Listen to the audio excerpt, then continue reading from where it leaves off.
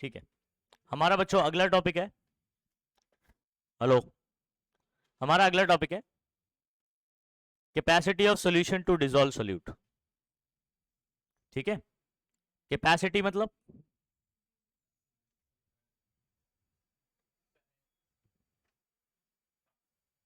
सहनता, क्षमता बोल सकते हैं। Okay, very good. घोलने की क्षमता, कितना मैक्सिमम घोल सकता है। ठीक है, अब इसका मैं कुछ एग्जांपल आपको बताता हूं और इसके अंदर यहां से हम लोग 3 वर्ड सीखेंगे। ठीक है, एक सैचुरेटेड, अनसैचुरेटेड और सुपर सैचुरेट। क्या सीखेंगे? सैचुरेटेड, अनसैचुरेटेड और सुपर सैचुरेटेड, या पहले पहले अनसैचुरेटेड, फिर सैचुरेटेड, फिर super saturated.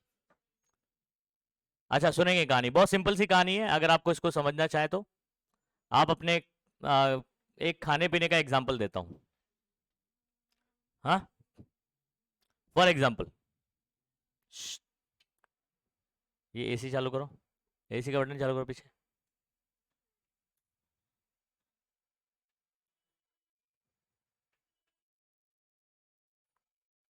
Twenty four,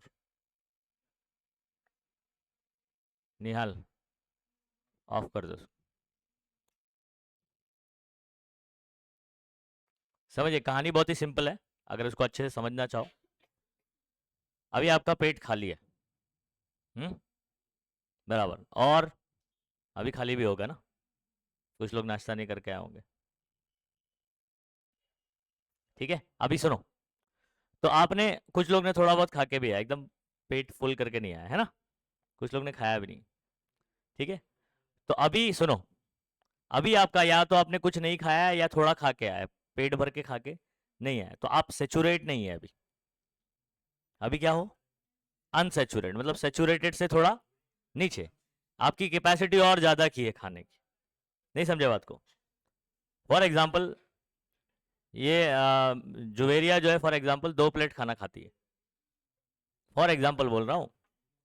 okay, और मान लीजिए आधा ही प्लेट खा के आई, तो कैपेसिटी इसकी 2 प्लेट खाने की है, लेकिन आधा ही खाई है, एक ही प्लेट में से भी आधा, तो क्या कहूंगा मैं अभी? अनसेचुरेटेड है। क्या ये? अनसेचुरेटेड है। जैसे ही अगर ये 2 प्लेट पूरा खाना खा लेती है तो क्या हो जाएगी? सेचुरेट। और 2 प्लेट खाना सेचुरेट बोले तो यहां तक खाना। नहीं आ रही बात समझ में? Full, tummy full. उसके बाद अगर मान लो कोई चीज अपने को बहुत अच्छी लग जाती है ना, अपना सेचुरेट हो गया है, पेट बोल दिया बस, मन नहीं बोलता है कि बस, मन और बोलता है इधर भी ठूस, ये सुपर सेचुरेट हो गया। आप क्या हो गए? मतलब अगर आप कैपेसिटी से ज्यादा खाते हो तो सुपर सेचुरेट कहलाएगा। और उस केस में क्या होगा पता है?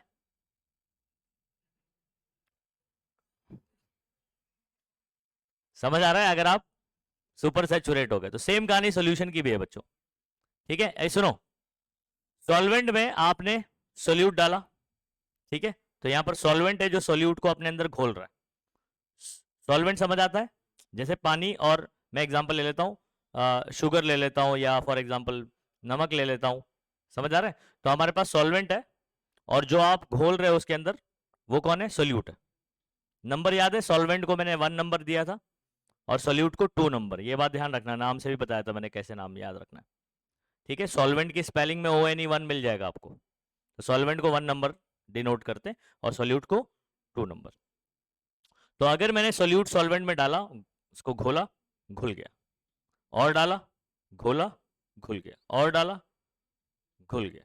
ठीक है, अब इस स्टेज पे ये पूरी तरीके से, मतलब इसकी कैपेसिटी मैक्सिमम, मतलब अभी यहां पर इससे ज्यादा और नहीं घोल सकता। तो अब क्या हो गया ये? जब तक वो घोल पा रहा था वो अनसेचुरेटेड था। समझ आ रहा है? जब पूरा घोल दिया तो हाँ, सेचुरेट हो गया। अब उसके बाद और अगर आप डालोगे, सुपर सेचुरेट कैसे करेंगे? लेकिन वो घोलेगा नहीं उसको। लेकिन सुनो बात को, आप क्या करोगे? चाशनी बनाया कभी? चाशनी बनाते वक्त आप क्या करते हो? पानी में शक्कर डालते हो, ठीक है। सुनो, क्या साथ साथ उसको हीट भी करते रहते हो? क्यों हीट करते हो? ताकि उसकी कैपेसिटी बढ़ जाए। अगर सीधा ऐसे ही घोलते रहूंगा तो घुलेगा पूरा, क्योंकि आप क्या कर दोगे, एक पॉइंट पर आके सेचुरेट हो जाएगा पानी, और उसके बाद अगर आप उसको घोलो तो नहीं घोलेगा वो। तो आप क्या करते हैं, जबरदस्ती घोलने के लिए जैसे ठूसते नहीं हो खाना, वैसे ही इसमें भी ठूसना है अपने को शक्कर। कैसे? हीट करके। क्या करके? हीट करके। तो हीट करेंगे तो इसकी कैपेसिटी बढ़ जाती है और ज्यादा घोल जाता। तो अपनी कैपेसिटी से जब ज्यादा घोल लेगा तो क्या हो गया, वो सुपर सैचुरेट हो गया। और उस सिचुएशन चाशनी में हमेशा आपने देखा होगा कि जब चाशनी को ऐसे रख देते हैं हम लोग, ठीक है, तो आप देखते हो ऊपर जो है ना शक्कर की लेयर वापस से बन जाती। किसी ने देखा है? शक्कर को जब चाशनी को ऐसे ही रख दोगे ना तो ऊपर जो है ना शक्कर की लेयर वापस से बन जाएगी। मतलब पूरा शक्कर का क्रिस्टल नहीं बनेगा, एक अकेला जैसा डाला था, लेकिन क्रिस्टल की लेयर बन जाएगी। क्या बन जाएगी? लेयर बन जाएगी। तो क्रिस्टल वापस बनने लगेगा। तो शक्कर आपका क्या है? क्रिस्टल है। क्या है? क्रिस्टल है जो वापस से बनने लग रहा है। तो ये कब होगा ऐसे? इसको प्रेसिपिटेशन बोलते हैं। क्या बोलते हैं? प्रेसिपिटेशन, इनसॉल्युबल सब्सटेंस बनना। समझ आ रहा है? तो ये कब होगा? जब सोल्यूशन क्या होगा? सुपर सैचुरेट हो जाए। अच्छा, जब सैचुरेट होता है ना, हम बोलते हैं कि जब सैचुरेट हो जाता है ना, हम बोलते हैं क्रिस्टल क्या नाम है, इक्विलिब्रियम पर पहुंच गया। ये जो सॉल्यूशन है वो काय में है? इक्विलिब्रियम में। इक्विलिब्रियम में इसका मतलब देखो, अभी यहां पर दो प्रोसेस हो रहा है। एक, शक्कर आपने पानी में डाला वो घुल रहा है, और दूसरा, पानी से वापस क्या हो रहा है? शक्कर बन रहा है। तो यहां पर ना दो प्रोसेस होता है। इक्विलिब्रियम पर क्या होता है, सुनो। जब इक्विलिब्रियम पर मैंने कोई क्रिस्टल ले लिया, ये आपका शक्कर का टुकड़ा है। समझ आ रहा है? ये आपके पास क्या है? शुगर का एक क्रिस्टल है। इसको किधर डाला हुआ है आपने? पानी में डाला है। और ये जो आप सॉल्यूशन है ना, ये क्या हो चुका है? सैचुरेट हो गया है। क्या हो गया है? सैचुरेट होने के बाद ये फर्दर और घुलता है क्या? नहीं। आप जबरदस्ती घोल सकते हो हीट करके, ठीक है, लेकिन ये घुलेगा नहीं। क्यों नहीं घुलता है? क्योंकि जितनी तेजी से ये एक तरफ से घुल रहा है, उतनी तेजी से ये क्रिस्टल भी बन रहा है। क्या हो रहा है? तो क्या बोल रहा हूं, सुनो। डिसोल्यूशन, डिसॉल्व होने का जो रेट है, जो स्पीड है, समझ आ रहा है, वो क्रिस्टल बनने का, क्रिस्टलाइजेशन क्या बोलेंगे? तो डिसोल्यूशन क्या होता है? घुलना होता है। और क्रिस्टलाइजेशन वापस से क्रिस्टल बनना। अब मान लो एक तरफ से जो है वो घुल रहा है और उतनी तेजी से क्रिस्टल भी बन रहा है, तो आपको कोई चेंज होता दिखाई देगा ये? नहीं। तो ये इक्विलिब्रियम पर ऐसा होता है। कब होता है? इक्विलिब्रियम पर होता है। तो याद रखिए, स्टैटिक पार्ट नहीं है ये डायनामिक है। क्या है ये?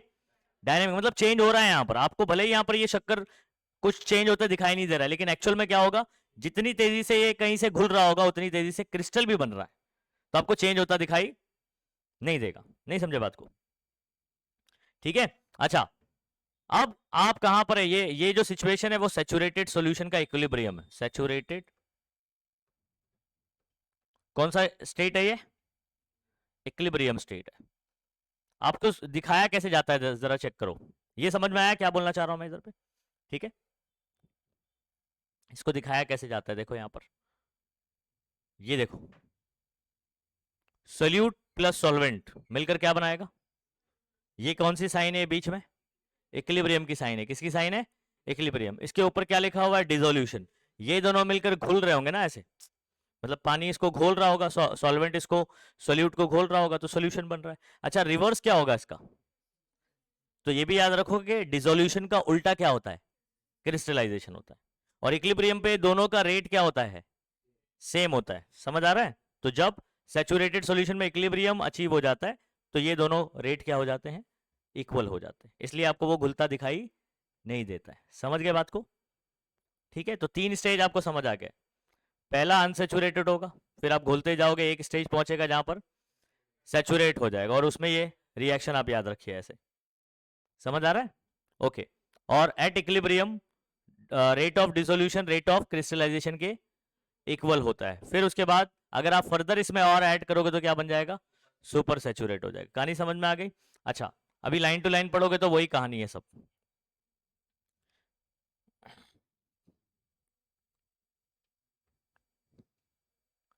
ये देखो, असेचुरेटेड सॉल्यूशन क्या है? Contains maximum amount of solute dissolved in a given amount of solvent at a given temperature. ये सैचुरेटेड सॉल्यूशन के बारे में बात होगी। What is saturated solution?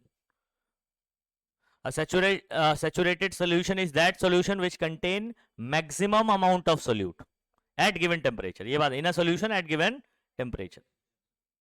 क्या समझ में आया? सैचुरेटेड सोल्यूशन क्या है? जिसके पास मैक्सिमम सोल्यूट हो, अमाउंट ऑफ सोल्यूट हो। समझ आ रहा है? एट पर्टिकुलर या गिवन टेम्परेचर, ये टेम्परेचर के हिसाब से चेंज होती है कैपेसिटी। ठीक है, अच्छा अभी ऐसा सोल्यूशन है जिसमें इक्विलिब्रियम, इक्विलिब्रियम पर कितना होता है? सोल्यूशन मेरा सैचुरेटेड होता है ना। ठीक है, अगर कोई मेरे पास सोल्यूशन है जिसके पास greater than equilibrium amount of solute, equilibrium कौन सा? जो मैक्सिमम वाला होता है, उससे अगर ज्यादा है, it is said to be unsaturated solution. तो अनसैचुरेटेड सोल्यूशन क्या हो? Sorry, super saturated, sorry super saturated. क्या हो गया? Super saturate. अगर आप मैक्सिमम से ज्यादा खा लेते हो तो क्या हो जाएगा? ये सुपर सैचुरेट हो जाएगा। समझ गए?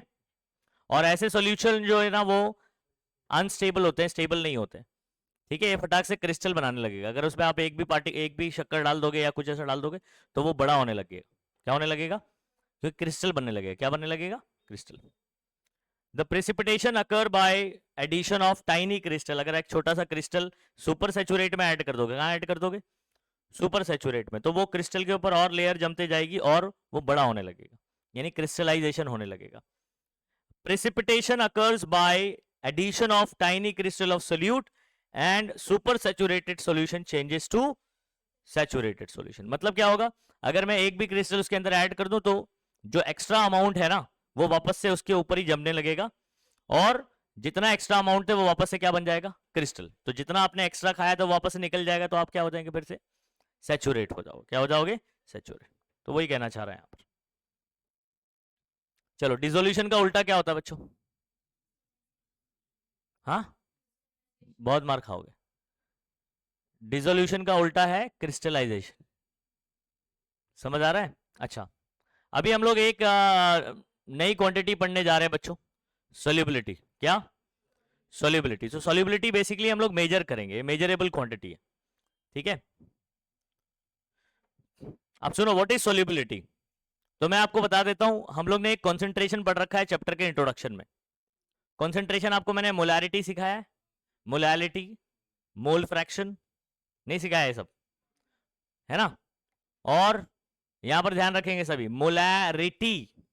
तो बेसिकली जो सोल्यूबिलिटी है वो आपका मोलैरिटी होगा, लेकिन कब? जब सॉल्यूशन क्या होना चाहिए? सैचुरेट होना चाहिए। क्या होना चाहिए? अब आप याद करो, मोलैरिटी का क्या फॉर्मूला था बच्चों? N2 upon volume of solution in litre. क्या यही था? बताओ, what is molarity? Number of solute, N2 मतलब क्या हो गया? Number of mole of solute divided by volume of solution in litre, ये फॉर्मूला था। समझ गए? अब सुनो, इधर पे सोल्यूट कौन होगा मेरा? मान लो शक्कर वाला एग्जांपल है, तो वो नंबर ऑफ मोल, उसका कितना मोल आपने ऐड किया हुआ है, डिवाइड बाय कितने लीटर में ऐड किया है, तो इसको डिवाइड करूंगा तो क्या मिलेगा? मोलैरिटी मिलेगा। अच्छा, ये मैक्सिमम होना चाहिए। क्या होना चाहिए? मैक्सिमम वाला मतलब सैचुरेटेड वाला ना, तो एट सैचुरेटेड सॉल्यूशन बात करूंगा मैं। ठीक है, जितना वो घोल सकता है। तो जब ये मैक्सिमम होगा तो ये मेरा मोलैरिटी ही सोल्यूबिलिटी होगा। मोलैरिटी ही क्या होगा? लेकिन कंडीशन क्या है? सोल्यूशन आपका सैचुरेटेड होना चाहिए। क्या होना चाहिए? और सैचुरेट कब होगा? जब ये आपका मैक्सिमम क्वांटिटी रहेगा, जितना वो घोल सकता है, मैक्सिमम वाली क्वांटिटी। ठीक है, अब आ जाओ डेफिनेशन पे बात करते हैं। डेफिनेशन याद करना है यहां से। हाँ, सोल्यूबिलिटी का, solubility of a solute is it's amount per unit volume of saturated solution. देखो क्या लिखा हुआ है, ये वर्ड बहुत ही इंपॉर्टेंट है।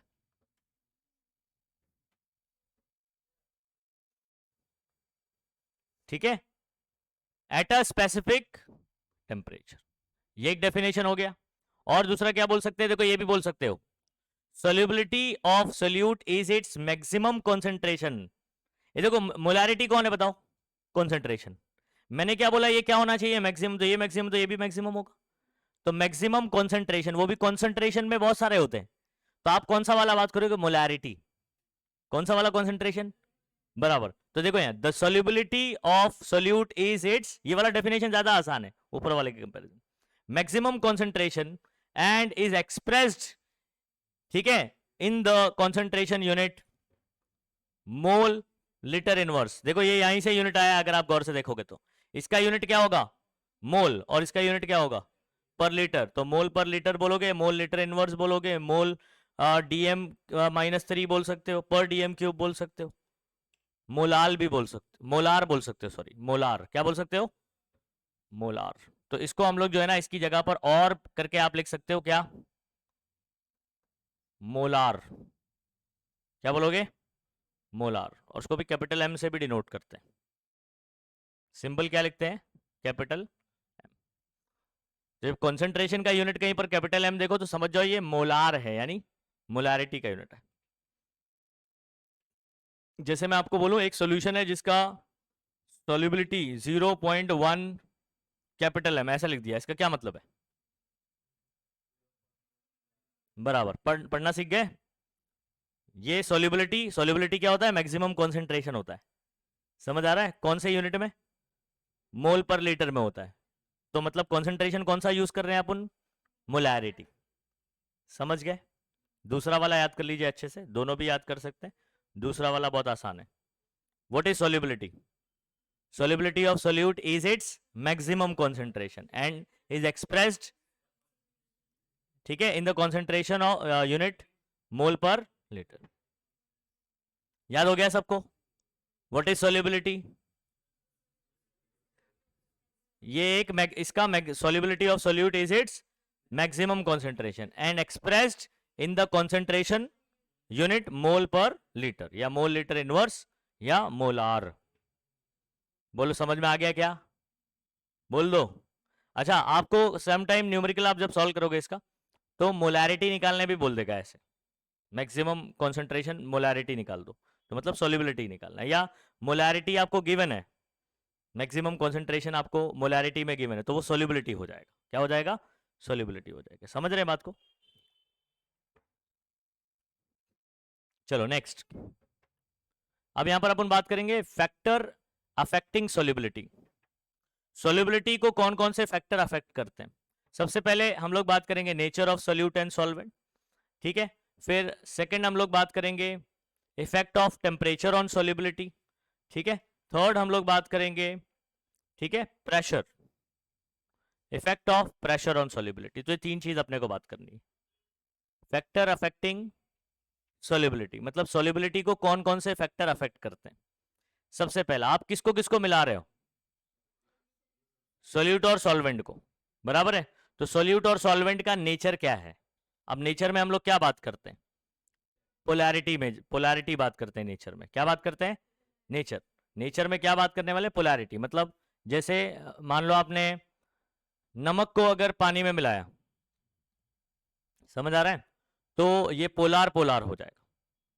समझ आ रहा है? या आप क्या करते हो, कोई क्या नाम है, NaCl को अगर फॉर एग्जांपल आपने बेंजीन में डाल दिया, समझ आ रहा है, बेंजीन क्या होता है? नॉन पोलार होता है। क्या होता है? तो पोलार को नॉन पोलार में डाल दिया तो वो बराबर घुलेगा नहीं। इधर पे एक स्टेटमेंट आपको याद रखना है, लाइक डिजोल्व्स लाइक। क्या याद रखना है? Like dissolves like. तो जो सेम नेचर वाला होगा वो सेम नेचर वाले में घुलेगा। अच्छे से समझ में आ रहा है? अच्छा, तो पोलार पोलार में घुलेगा, नॉन पोलार। अच्छा, याद रखिएगा water is a polar. Water क्या है? पोलार है। याद रहेगा पोलार मतलब क्या? पोलार मतलब क्या बच्चों? इसके ऊपर पोलैरिटी होती है ड्यू टू इलेक्ट्रोनेगेटिविटी डिफरेंस। किस वजह से? ठीक है, oxygen is more electronegative than this, तो इसके ऊपर जो है ना पार्शियल नेगेटिव चार्ज आता है और इसके ऊपर पार्शियल पॉजिटिव आता है। बहुत सिंपल सी कहानी है। इलेक्ट्रोनेगेटिविटी आपको पता है क्या होता है? कोवलेंट बॉन्ड होता है। कोवलेंट बॉन्ड में इलेक्ट्रॉन को अपनी तरफ खींचने की जो एबिलिटी रहती है that is called as electronegativity. अब ऑक्सीजन अगर ज्यादा इलेक्ट्रोनेगेटिव है, ये बॉन्डिंग किसके बीच में? ऑक्सीजन और हाइड्रोजन के बीच में। ऑक्सीजन इलेक्ट्रॉन को अपने पास शेयरिंग हो रहा है इनके बीच में, लेकिन ज्यादा टाइम किधर स्पेंड करेगा ये? तो ऑक्सीजन के ऊपर जो चार्ज आएगा वो क्या आएगा? नेगेटिव, क्योंकि इलेक्ट्रॉन नेगेटिवली चार्ज होता है। अच्छा, हाइड्रोजन से दूर जाएगा ये तो हाइड्रोजन पॉजिटिव हो जाएगा। तो ये बोलते हैं पार्शियल नेगेटिव और पार्शियल पॉजिटिव चार्ज। ये किस वजह से आता है? इलेक्ट्रोनेगेटिविटी डिफरेंस की वजह से। किस वजह से? ओके, तो अगर मैं क्या नाम है, तो ये पोलैरिटी आ गया ना, तो आप समझ पा रहे हो कि ये कौन हो गया? आपका पोलार हो गया। क्या हो गया ये? तो जिसमें अगर ऐसा नहीं होगा, इलेक्ट्रोनेगेटिव डिफरेंस जीरो रहेगी या नेग्लिजिबल होगी, तो वो मेरा नॉन पोलर होगा। समझ आ रहा है? बेंजीन हो गया एग्जाम्पल नॉन पोलर में, आप याद रखो, नॉन पोलर बेंजीन का एग्जाम्पल याद रखेंगे, ठीक है। और पोलर में वाटर याद रखो, solvent, water is a universal solvent, ये स्टेटमेंट भी याद रखो। चलो नेक्स्ट, आप पहला वाला डिस्कस करूं यहां पर। जनरली कंपाउंड्स क्या होते हैं बच्चों? सिमिलर क्या नाम है, similar chemical character are more readily soluble in each other. आमतौर पे क्या होता है कि अगर इनका नेचर सेम है, जैसे केमिकल कैरेक्टर अगर सेम है, तो ये आपस में बहुत अच्छे से घुल जाते हैं, ठीक है। Those with entirely different chemical character, अगर इनका केमिकल कैरेक्टर अलग है तो ये घुलेगा नहीं। ये देखो यहां पर एक स्टेटमेंट है, the saying that like dissolves like guide to predict the solubility of solute in a given solvent. तो ये जो स्टेटमेंट है आपको गाइड करेगा कि कौन किस में घुलना चाहिए। तो पोलार पोलार में घुलेगा, नॉन पोलार, समझ आ रहा है? अगर उल्टा ऐसा कर देंगे तो नहीं घुलेगा। Substance having similar intermolecular forces are like to be soluble in each other. मतलब अगर इंटरमोलिकुलर फोर्स कैसे हैं इनमें, बराबर बराबर है। जैसे फॉर एग्जांपल ये आपका सल्यूट है, देखो 2 नंबर मतलब क्या होता है, सल्यूट, ठीक है। और आपका 1 नंबर यानी क्या होता है, सॉल्वेंट। सॉल्वेंट सॉल्वेंट के बीच का इंटरमोलिकुलर फोर्स, सोल्यूट सोल्यूट के बीच का इंटरमोलिकुलर फोर्स, अगर ये दोनों फोर्स क्या है, लगभग लगभग बराबर है, तो जब आप सोल्यूट को सॉल्वेंट में डालोगे तो ये यहां से बॉन्ड टूट जाएगा, और ये ऐसा है 1 वाला ये 2 के साथ बना लेगा, 1 वाला 2 के साथ इजीली बना पाएगा, क्योंकि इधर पे भी उतना ही फोर्स है, इधर भी उतना ही फोर्स है, तो ये इजीली क्या हो जाएंगे, ब्रेक एंड मेक हो जाएंगे। समझ आ रहा है? एक जगह टूटेगा दूसरी जगह बना लेगा। कुछ आई बात समझ में, क्या कहा मैंने? ओके, 1 1 यानी सॉल्वेंट, ठीक है। 2 2 जो लिखा हुआ है वो सोल्यूट सोल्यूट है। तो इंटरमोलिकुलर यानी दो मॉलिक्यूल के बीच का फोर्स, ये सिमिलर रहा तो ये एक दूसरे में घुल जाएंगे। अच्छा, आमतौर पे पोलार सोल्यूट, क्या देखो अभी वर्ड आ गया, ये कौन सा solute, polar solute dissolve in polar solvent, ठीक है। पोलार पोलार में घुल गया, this is because solute solute solute solvent and solvent solvent. देखो मैंने क्या बोला, सोल्यूट सॉल्वेंट और सॉल्वेंट, सोल्यूट सोल्यूट, और ये वाला कौन सा हो गया, ठीक है, सोल्यूट सॉल्वेंट या सॉल्वेंट सोल्यूट जो भी बोलता हो, ये तीनों इंटरैक्शन बोला जाएगा, फोर्स इंटरैक्शन यानी फोर्सेस, ये सब सिमिलर हैं। मतलब चाहे ये वाला ले लो, ये वाला ले लो, ये वाला, सब कैसे हैं, सिमिलर। तो ये इजीली जो है ये वाला आपस में ब्रेक करके, ये वाला आपस में ब्रेक करके नया बॉन्डिंग बना देगा। समझ आ रहा है? Okay. Are all similar magnitude, मतलब उनके नंबर बराबर होंगे। एग्जाम्पल, NaCl आपका डिजोल्व हो जाएगा किसके अंदर, वाटर के अंदर। ऐसा क्यों, ठीक है, ऐसा क्यों? For example NaCl, Na plus और Cl minus ion with water molecule, the strong ion dipole interaction होगा इसके अंदर। क्या होगा, Na प्लस और Cl माइनस। अब बोलोगे सर आयन डाइपोल क्या होता है, मालूम है कुछ कहानी, क्लास 11 में आपने पढ़ा हुआ है, डाइपोल डाइपोल, ठीक है, डाइपोल इंड्यूस डाइपोल। समझ आ रहा है? बेसिकली मैं आपको बता देता हूं, वाटर एक मेरे पास डाइपोल रहेगा, उसका डाइपोल मोमेंट रहेगा, और मेरे पास Na प्लस का एक आयन है, तो ये आयन और किसके बीच में, वाटर का डाइपोल, उसके बीच में इंटरेक्शन होगा। समझ आ रहा है? तो स्ट्रॉन्ग क्या बोलेंगे, आयन, ये ऑब्जेक्टिव में पूछा जा सकता है बच्चों। तो NaCl जो है वो पानी में डिजोल्व हो जाता है, तो इसका मेन कारण क्या है, कौन सा फोर्स होता है उनके बीच में, स्ट्रॉन्ग आयन डाइपोल इंटरेक्शन, ठीक है। आयन ये रहा, और डाइपोल मेरा कौन होगा, वाटर। समझ आ रहा है? तो वाटर के पास डाइपोल मोमेंट होता है, उन दोनों के बीच में इंटरेक्शन। Cl माइनस भी मेरे पास कौन हो गया, आयन हो गया, और वाटर के साथ में। बेसिकली मैं आपको बताऊं, NaCl को जब पानी में डालते हैं ना, तो Na को वाटर घेर लेता है, और Cl माइनस को भी क्या करता है, वाटर घेर लेता है। कैसे, ये कहानी पता है क्या आपको, कैसे, मैं आपको बताता हूँ, रुको, थोड़ा सा कहानी अच्छे से समझोगे ना तो मजा आएगा। ये सुनो, इस कंटेनर में ये हमारे पास एक कंटेनर है। ओके, इसमें आपने क्या डाल दिया, Na डाला, NaCl डाला, तो Na प्लस आयन अलग हो गया और Cl माइनस। क्यों अलग हो जाता है पता है? क्योंकि आपने पानी में डाला ना। तो ये पानी क्या करता है, एक वाटर को मैं देखो H2O बना ऐसे, या पूरा ऐसे बनाता हूँ, OH। आप बताओ ऑक्सीजन के पास कौन सा चार्ज होता है? नेगेटिव। ठीक है,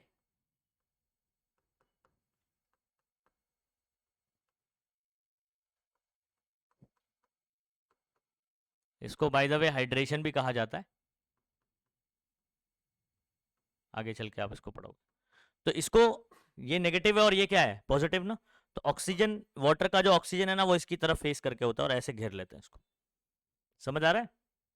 अब ये कौन है, ये बेसिकली आपका एक डाइपोल हो जाएगा यहाँ पर, नेगेटिव और पॉजिटिव। डाइपोल, डाइपोल मतलब दो पोल, पॉजिटिव और नेगेटिव। तो यहाँ पर एक डाइपोल बनेगा और ये पॉजिटिव यानी आयन है। तो आयन और डाइपोल का इंटरेक्शन है, आयन और डाइपोल इंटरेक्शन। समझ आया? एक नया तरीके का आपका इंटरेक्शन बना। अच्छा, ये Cl माइनस के साथ क्या होगा, सेम कहानी होगी बच्चों। Cl माइनस को भी वाटर घेरेगा, लेकिन इसको अलग तरीके से घेरेगा। देखो यहां पर H इसकी तरफ होगा, क्यों बताओ रीजन?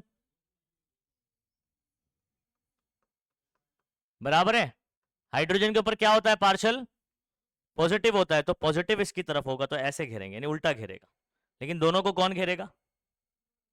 समझ में आ गई बात? चार्ज की वजह से। तो इस तरीके से, तो ये जो इंटरेक्शन है ना इनके बीच का, ये जो इंटरेक्शन है ना, this interaction is what, ion dipole interaction, ion dipole interaction. तो अगर आपसे ये पूछा जाएगा सवाल कि NaCl पानी में क्यों घुलता है, कौन से फोर्स की वजह से, तो strong ion dipole interaction. Understood? Strong ion dipole interaction. चलो ओके, उसके बाद hydrogen bonding between water molecule and ion ion interaction between Na+ are comparable. देखो यहां पर आपको मैं थोड़ा सा और एक चीज बताता हूं। अच्छा, इसमें मेरा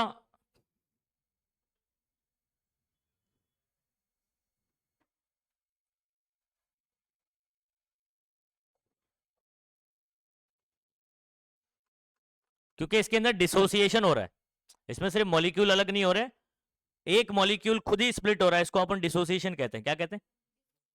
ठीक है, आपने बहुत सारे NaCl लिए थे, ऐसे बहुत सारे। देखो NaCl के बीच का फोर्स अपन इंटरमोलिकुलर बोल सकते हैं, ठीक है। लेकिन अब एक्चुअल में एक NaCl दूसरा NaCl ऐसे, वो तो डिसोल्यूशन तो हो गई। ये जो NaCl आप देख रहे हो ना, Na और Cl, ये एक ही मॉलिक्यूल का ये बीच में से ब्रेक हो रहा है,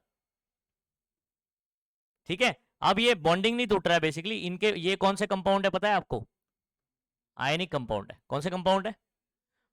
तो ये वाला मेरा पूरा एक, बेसिकली इसको मॉलिक्यूल बोलते ही नहीं है हम लोग, इसको फॉर्मूला बोलते हैं केमिस्ट्री में। क्या बोलते हैं? तो एक फॉर्मूला जो है NaCl का, वो बीच में से अलग होगा। तो इनके बीच में कौन सा फोर्स है? आयन और आयन वाला, बेसिकली आयनिक कंपाउंड है ना, आयनिक बॉन्ड है बीच में। कौन सा बॉन्ड है? तो आयन आयन इंटरेक्शन है। कौन सा इंटरेक्शन है? ओके, आयन आयन इंटरेक्शन, ये बीच में से ब्रेक होगा। अच्छा, H2O और H2O पता है आपस में कैसे जुड़े होते हैं? किसी को मालूम है H2O और H2O कैसे जुड़े होते हैं? कौन से फोर्स से? आ जाओ मैं बताता हूं उसको। हाँ बोलो बोलो, सही बोल रहे हो, वेरी गुड। अब हाइड्रोजन बॉन्डिंग किसके बीच में होता है, कैसे होता है, सुनो। एक वाटर के ऑक्सीजन के साथ में, एक मॉलिक्यूल, एक वाटर के मॉलिक्यूल का ऑक्सीजन के साथ, और दूसरे के हाइड्रोजन के साथ में। नहीं समझे? या ऐसे बोल दो, एक का हाइड्रोजन दूसरे मॉलिक्यूल के ऑक्सीजन, खुद के ऑक्सीजन के साथ नहीं, खुद के जो बनाएगा वो क्या होगा, कोवलेंट बॉन्ड।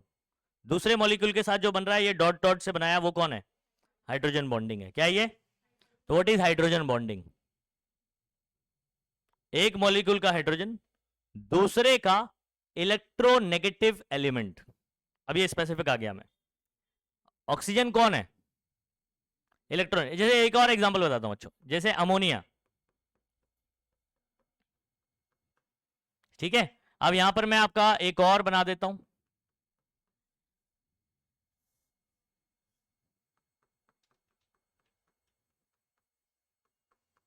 चलो, आप बता सकते हो यहां पर हाइड्रोजन बॉन्डिंग इनमें कैसा होगा। ये एक मॉलिक्यूल है मेरा अमोनिया का, ये दूसरा है, ये हाइड्रोजन बॉन्डिंग हो जाएगा। कैसे? एक का हाइड्रोजन, दूसरा का इलेक्ट्रोनेगेटिव, तो नाइट्रोजन जो है वो इलेक्ट्रोनेगेटिव। मोस्ट इलेक्ट्रोनेगेटिव कौन है आपको पता है? फ्लोरीन है। फिर कौन है उससे थोड़ा कम? ऑक्सीजन, उससे कम नाइट्रोजन और क्लोरीन। समझ आ रहा है? लगभग लगभग बराबर होते हैं। तो फोन कॉल ऐसे बोला था मैंने, याद करना है, फोन कॉल। ठीक है, तो ये सबसे ज्यादा होता है और ये लगभग लगभग दोनों बराबर होते हैं। आई बात समझ में? What is hydrogen bonding? Bond between hydrogen of one molecule with, हाँ, electronegative element of other molecule. समझ गए बात को? तो ये हाइड्रोजन बॉन्डिंग हो गया वाटर का। अच्छा, अब यहां पर देखो दो इंटरेक्शन थे पानी में, ये इंटरेक्शन है, को क्या इंटरेक्शन है? ये हाइड्रोजन बॉन्डिंग। NaCl में आपस में ये इंटरेक्शन है, आयन आयन इंटरेक्शन बोलेंगे। क्या बोलेंगे? जब मैं इसको डालता हूं इसमें, तो ये दोनों NaCl, Na प्लस और Cl माइनस अलग हो जाएगा। क्यों अलग हो जाएगा? क्योंकि ये वाला इंटरेक्शन, अभी नया इंटरेक्शन क्या बनेगा आपको पता है ना? NaCl को कौन, Na प्लस को कौन घेर लेगा बच्चों? बोलो। वाटर, वाटर घेर लेगा बेसिकली, और ऑक्सीजन इसकी तरफ होगा। मैंने पूरा पिक्चर बनाया ना, अभी बताया था आपको। ओके, Cl माइनस को भी कौन घेर लेगा? वाटर, और हाइड्रोजन इसकी तरफ होगा। कौन होगा? हाइड्रोजन इसकी तरफ होगा। अब ये जो नया इंटरेक्शन है इसको क्या कहेंगे? Ion dipole interaction. तो ये ऐसा क्यों पॉसिबल है? क्योंकि ये तीनों आपस में लगभग लगभग क्या होंगे? सेम होंगे। इसको हम लोग क्या बोलते हैं? Ion ion interaction. इसको क्या बोलते हैं? Hydrogen bonding. और इसको क्या बोलेंगे? ये वाला आयन डाइपोल इंटरेक्शन। क्योंकि ये आपस में कंपैरेबल थे, इसलिए NaCl वाटर में घुल गया। समझ गए? गिव रीजन सवाल आ सकता है, how NaCl dissolves in water, या व्हाई। तो हम लोग क्या बोलेंगे? Because ion ion interaction between Na plus and Cl minus. ठीक है, hydrogen bonding between water molecule and ion dipole interaction between Na क्या नाम है, आयन बोल सकते हो, Na प्लस और Cl माइनस का ion with water are comparable. क्या होंगे ये? इसलिए ऐसा हुआ। समझ गए? ओके, कंपैरेबल मतलब लगभग लगभग दोनों सब क्या है? एक दूसरे के बराबर, मैग्नीट्यूड इनका बराबर रहेगा। अब आ जाइए यहां पर बात करते हैं। ये देखो स्टेटमेंट पढ़ो, आपको समझ में आ जाएगा बच्चों। पढ़िए जरा क्या लिखा हुआ है। The strong ion-ion interaction of Na plus ion dipole interaction of Na plus Cl minus ion with water molecule. Hydrogen bonding between water molecule. Hydrogen bonding किसके बीच में था? वाटर मॉलिक्यूल के बीच में, बराबर। अच्छा, आयन आयन इंटरेक्शन किसके बीच में था? Na और Cl के बीच में, Na प्लस और Cl माइनस के बीच में। ये सब ये कैसे थे? कंपैरेबल थे, इसलिए ये क्या हो गया? NaCl इस पानी के अंदर घुल गया। अंडरस्टूड? समझ पाए? बाकी क्वेश्चन आंसर आप अपने डाइजेस्ट में देखो कैसे बन रहा है, आप पढ़ोगे समझ में आने लगेगी कहानी। ठीक है, अब यहां से देखो, यहां पर भी छोटे छोटे सवाल बन सकते हैं। हाँ, non polar organic compounds like, ये एग्जांपल आपको बहुत अच्छे से याद रखना है। जैसे लाइक डिजोल्व्स लाइक बोला था कि नहीं? ठीक है, अगर पोलार पोलार का एग्जांपल बोलेंगे तो आप बोलेंगे NaCl इन वाटर, ये वाला एग्जांपल आ जाएगा। NaCl इन वाटर एक पोलार है, NaCl भी क्या है? पोलार है। अच्छा, नॉन पोलार में एग्जांपल बोलेगा तो सुनो, नॉन पोलार ऑर्गेनिक कंपाउंड्स जैसे सोल्यूट में आप एग्जांपल बोलोगे कोलेस्ट्रॉल। क्या बोलोगे? Cholesterol dissolves in non polar solvent such as benzene. कौन? बेंजीन। याद रहेगा, बेंजीन कौन है आपका? सॉल्वेंट है, नॉन पोलार। नॉन पोलार क्या है? और उसमें आपने कोलेस्ट्रॉल, ये मेरे लिए सोल्यूट है, ये कौन हो गया? सोल्यूट।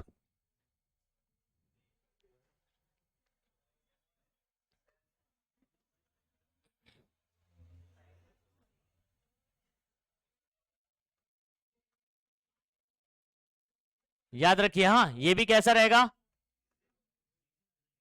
बोला भी है पूरा स्टेटमेंट, लेकिन आप याद रखो, ये नॉन पोलर में डिसॉल्व होता है, इसका कोई एग्जांपल बताइए। कोलेस्ट्रॉल एक नॉन पोलर सोल्यूट है जो which dissolves in non polar solvent such as benzene. Understood? Okay. अच्छा, ये इसका आंसर बता सकते हो क्या? नेफ्थलीन बॉल्स देखा है आप लोग ने? नेफ्थलीन की गोली कपड़े में जो आप रखते हो, है ना? ओके। Dissolves in benzene. झिंगुर नहीं मारते, कपड़े में बास नहीं आया उस वजह से रखा जाता है उसको, कीड़े वगैरह ना लगे। ए सुनो, why naphthalene dissolves in benzene but not in water? Water. और ये नेफ्थलीन बॉल क्या होगा फिर? नॉन पोलर में घुलेगा, मतलब बेंजीन में घुल रहा है मतलब वो नॉन पोलर होगा। वाटर में नहीं घुल रहा है इसका मतलब, समझ गए? नहीं समझे? ये सबने देखा होगा नेफ्था बॉल्स, घर में कपड़े में आप रखते हो गोली ऐसे व्हाइट वाली, ठीक है? हाँ, अनिल कपूर।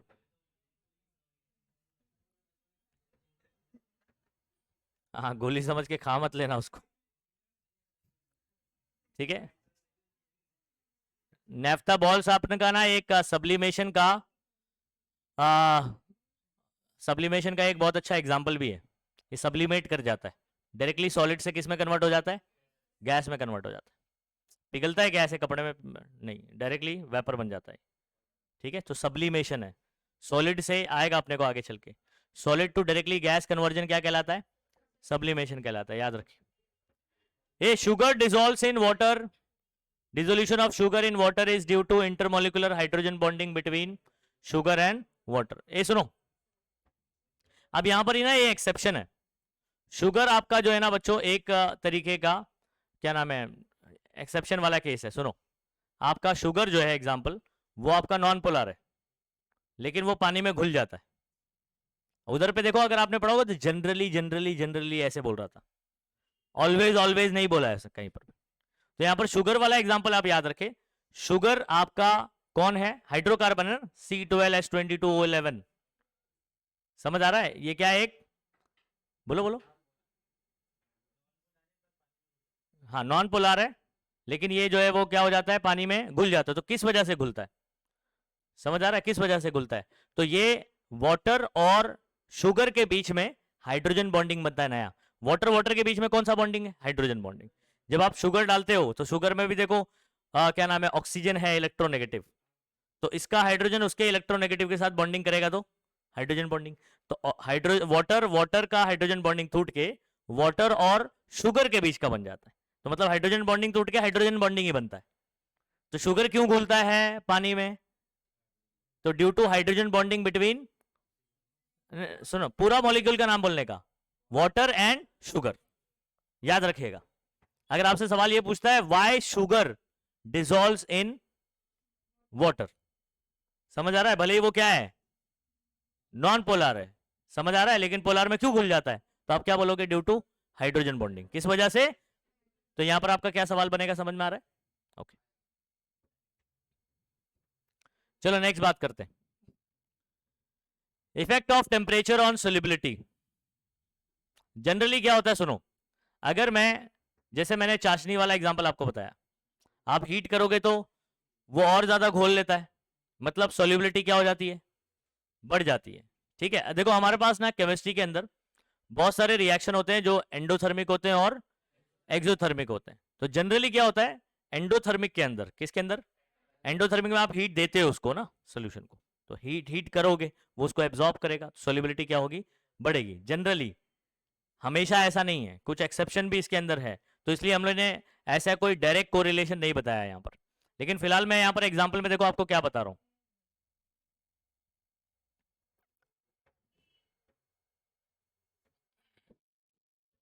ले चटेलियर प्रिंसिपल पढ़ा है आप लोग ने?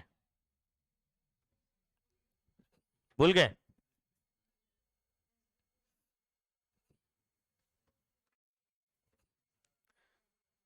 ओके, यहां से पढ़ता हूं, देखो।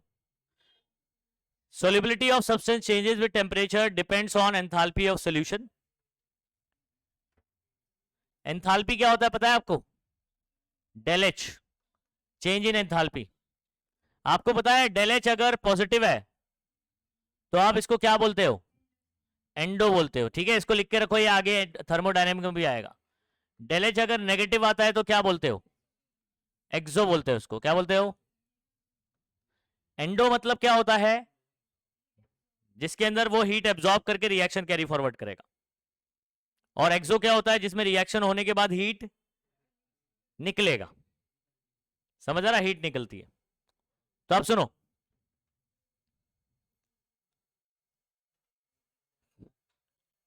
जैसे एग्जांपल सुनो, केसीएल का आप डिसोल्यूशन करवाते हो वाटर में, किसका? पोटेशियम क्लोराइड का। सुनो ए, केसीएल यानी पोटेशियम क्लोराइड, इसको आपने किधर डाल दिया? वाटर में डाल दिया। तो ये एक एंडोथर्मिक है। कौन है? एंडोथर्मिक है। That is with the absorption of heat. इसका मतलब इसको अगर आप क्या करोगे, डिजोल्व करोगे, तो आपको हीट देना भी पड़ेगा। समझ आ रहा है? ये हीट बेसिकली एब्जॉर्ब करके फिर डिजोल्व होता है। कुछ आई बात समझ में? क्या बोला? कि ये हीट एब्जॉर्ब करता है और फिर क्या होता है? घुलता है। ठीक है। When temperature is increased by adding heat to the system, the solubility of substance increases. तो इस केस में, एंडो वाले केस में, कौन से केस में बोल रहा हूं मैं? एंडो वाले केस के अंदर, गायब क्यों हो गया?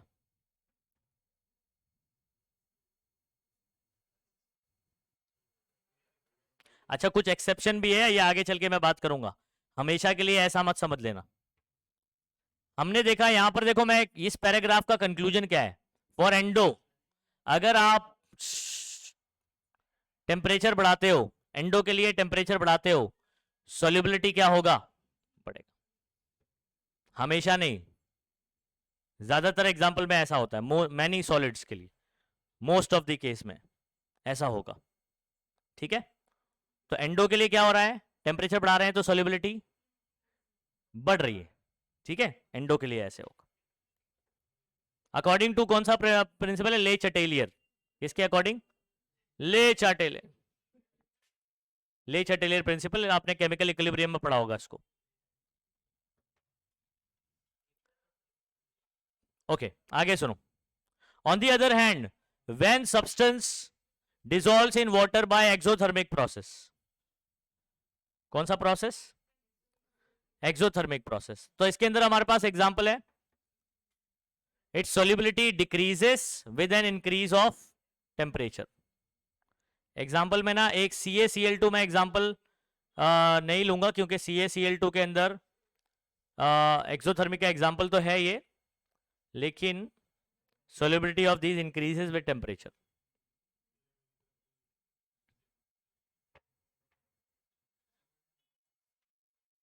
इधर सुनेंगे मैं क्या कहना चाह रहा हूं यहां पर। हाँ, इधर गायब हो जाता है यार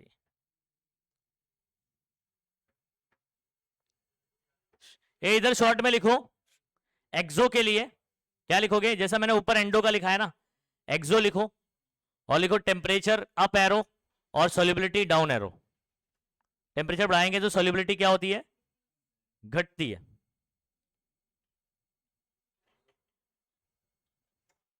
इसको रिटर्न आने दो।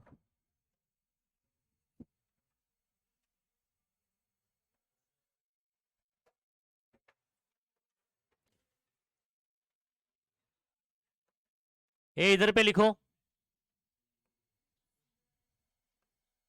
एक्सो के लिए सॉल्युबिलिटी, सॉरी, टेम्परेचर बढ़ाएंगे, सॉल्युबिलिटी क्या होती है? घटती है। ये भी बोल रहा हूं जनरली। अच्छा, इसके अंदर हमारे पास एक्सोथर्मिक के अगर आपसे एग्जांपल पूछेगा तो CaCl2 का वाटर में डिसोल्यूशन और lithium sulphate with water of crystallization, इसका भी किसके अंदर? पानी में। अच्छा, यहां पर ना CaCl2, ये एग्जांपल इधर मत लिखो बच्चों। CaCl2 का एग्जांपल यहां से कट कर दो आप। अच्छा, एक मिनट। हाँ,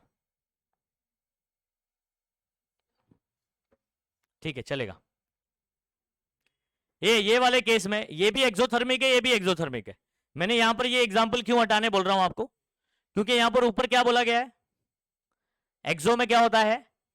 बोलो बोलो। टेम्परेचर बढ़ाते हैं तो सॉल्युबिलिटी क्या होता है? इसका एक रीजन बताता हूं, देखो। एक्सो वाला जो होता है ना, एक्सो, वहां पर हीट निकल रही होती है। प्लस हीट करके यहां पर रिएक्शन में लिखते हैं। अगर आप यहां से हीट देने लगो, समझ आ रहा है, यहां से हीट देने लगो, तो यहां पर इसको हीट करने लगता हूं मैं, तो ये क्या करेगा, ये ऑलरेडी बोल रहा है कि मेरे पास क्या है, हीट यहां पर ऑलरेडी एक्सोथर्मिक है ना, तो ये किसको फेवर करेगा, रिवर्स या फॉरवर्ड। देखो सुनो, एंडोथर्मिक जो होता है ना, एंडोथर्मिक, उसको हीट चाहिए, तो आप हीट उसको दोगे तो ये क्या करेगा, रिएक्शन कैरी फॉरवर्ड करेगा, यानी फॉरवर्ड डायरेक्शन में ये आगे बढ़ेगा, यानी घुलेगा ज्यादा, सॉल्यूट प्लस सॉल्वेंट, ये रिएक्शन आगे की तरफ होगा, किसके अंदर, एंडो के अंदर। लेकिन ये क्या है, एक्सो है, तो ऑलरेडी यहां पर बहुत हीट है, तो आप अगर उसको हीट दोगे तो ये रिवर्स करेगा रिएक्शन, क्या करेगा, रिवर्स। तो एंडो वाला बैकवर्ड को, एक्सो वाला बैकवर्ड को फेवर करता है, तो घुलना कम होगा कि ज्यादा होगा, कम होएगा, तो इसलिए बोला सोल्यूबिलिटी क्या हो जाती है। तो याद रखो, एंडो वाला अकॉर्डिंग टू ले चैटेलियर प्रिंसिपल, टेम्परेचर अगर आप बढ़ाते हो, हीट ज्यादा करते हो, तो ये उसको फेवर करेगा, सोल्यूबिलिटी बढ़ेगा, टेम्परेचर बढ़ाओगे सोल्यूबिलिटी बढ़ेगा। लेकिन ध्यान देंगे सभी बच्चे, ए इधर देखना, क्या इतना देख के मुस्कुरा रहा है उसको, हाँ, एक्सो के लिए बताओ, एक्सो के लिए क्या बताया मैंने, ये हीट आप उसको करोगे, उसको फेवर नहीं करेगा, क्योंकि ऑलरेडी ये बहुत हीट निकाल रहा है रिएक्शन में, समझ आ रहा है। तो ये क्या करेगा, बैकवर्ड को फेवर करेगा, यानी आप सिंपली ये समझ लो कि टेम्परेचर बढ़ेगा, सोल्युबिलिटी क्या होगी, घटेगी। और यहां पर एक्सो में एग्जाम्पल कौन कौन से है, मेरे पास CaCl2 भी है और लिथियम सल्फेट वाला एग्जाम्पल भी है। लेकिन CaCl2 को यहां से हटाने इसलिए बोल रहा हूं, क्योंकि CaCl2 आपका एक्सो होने के बावजूद, ठीक है, आपका उल्टा रिलेशन देने वाला, ये एक्सेप्शन होगा,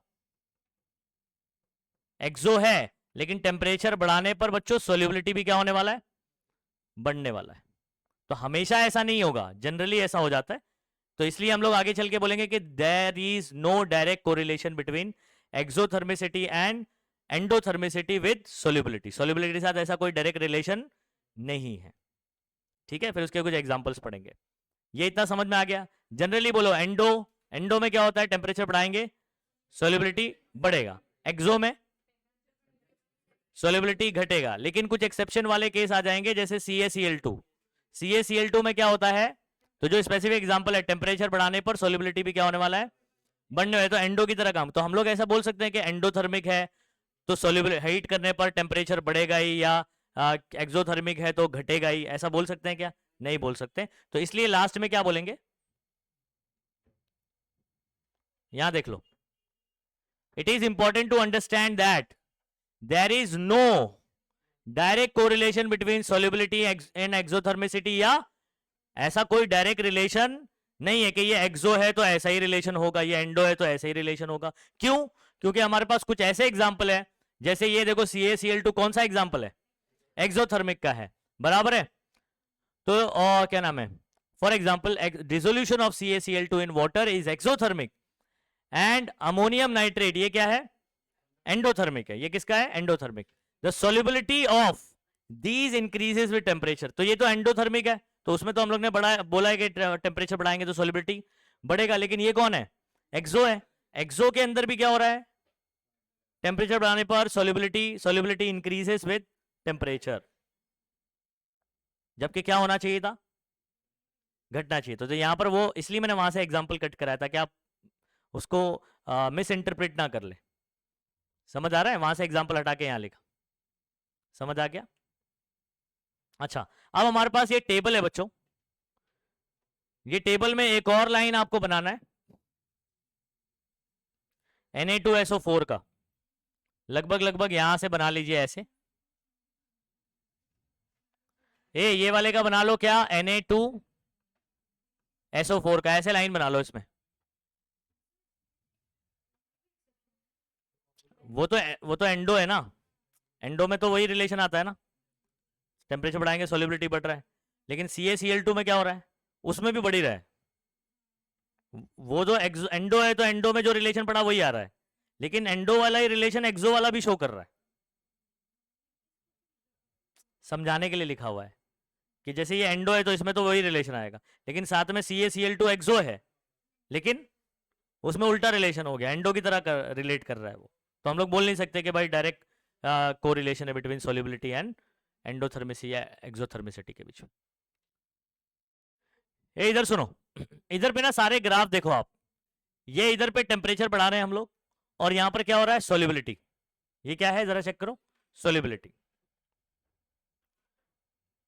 ठीक है, तो इसकी घोलने की एबिलिटी टेम्परेचर के साथ बढ़ती है घटती है, ग्राफ से पता चल जाएगा। अच्छा यहां पर एग्जांपल देखो, कौन सा वाला, NaBr, NaCl और KCl। ग्राफ में देखो NaBr कहां दिखाई दे रहा है, NaCl कहां दिखाई दे रहा है, और KBr कहां दिखाई दे रहा है, सॉरी KCl। NaBr दिखा आपको, ये देखो ये, ठीक है। उसके बाद KBr दिखा, है ना, और उसके बाद कौन है, KBr नहीं, सॉरी, क्या देखना है आपको, ये KCl और NaCl। इनका ग्राफ जरा चेक करना बच्चों, कैसा है, ऑलमोस्ट सीधा है, मतलब बहुत ज्यादा चेंज, यानी टेम्परेचर बढ़ाऊंगा तो बहुत माइनर सोल्युबिलिटी इंक्रीज होगा।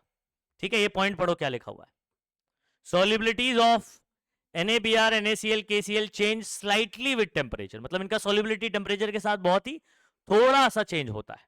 ग्राफ से देख रहे हो, देखो जल्दी फटाफट से, हो गया। अच्छा उसके बाद इधर आ जाओ, ठीक है, कानो3, नानो3, KNO3, ठीक है, तो 3 काने बेसिकली कानो3, नैनो3 में कहां चले गए, डायरेक्ट कबर में। समझ आ रहा है क्या बोला, 3 काने 3 नैनो में बैठ के कहां चले गए, कबर में चले गए, तो KNO3, नैनो3, KBr। तो ये 3 एग्जांपल में क्या हो रहा है, जरा ग्राफ में चेक कीजिए, नानो3 देख रहे हो, ये रहा, ठीक है। उसके बाद कानो3 ये वाला होगा एग्जांपल, ये देखो, है ना, और उसके बाद KBr ये देख रहे हो, दूसरा कलर दिखाऊं, दूसरे कलर से करता हूं, रुको। ये एग्जांपल देखो बच्चों, ये आपका कौन सा हो गया, कानो3, सॉरी ये KNO3 दिखाई दे रहा है कि नहीं, ओके, ये कौन है, नैनो3 बराबर, और ये आपका क्या है, KBr। इसके अंदर काफी अच्छा चेंज दिखाई दे रहा है ना, एप्रिशिएबल चेंज दिखाई दे रहा है, तो आप क्या बोलोगे, सॉल्युबिलिटीज ऑफ कानो3, नैनो3 and KBr increases appreciably with increasing temperature. समझ गए, क्या हुआ, झगड़ा हो गया,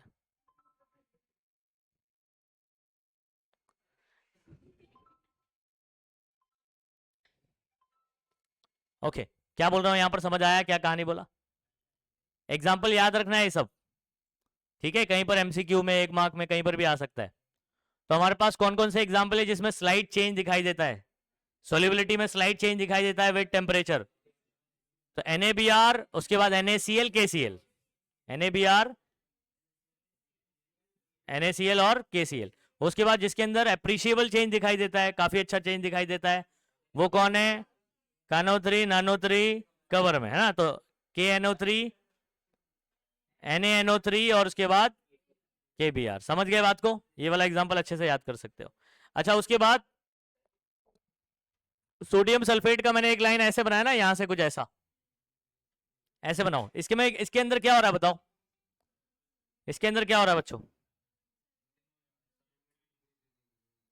हाँ सोल्युबिलिटी क्या हो रही है, डिक्रीज कर रही है, एरो ये देखो ना लाइन कैसे आ रहा है, ग्राफ नीचे की तरफ आ रहा है, पढ़ो point, solubility of sodium sulphate decreases with increase of temperature. तो ग्राफ बनाया नहीं है उधर पे, आप बना लीजिए, तो आप कंपेयर कहां से करोगे, समझ आ रहा है। तो आपको क्या समझ आया पूरे ग्राफ से, पूरे ग्राफ से ये समझ आया कि टेम्परेचर बढ़ाने से किसी में सॉल्युबिलिटी बहुत कम चेंज होगी, किसी में बहुत ज्यादा चेंज होगी और किसी में कम होगी। समझ गए, तो इंक्रीज भी होती है डिक्रीज भी होती है। अच्छा अब हम लोग बात करेंगे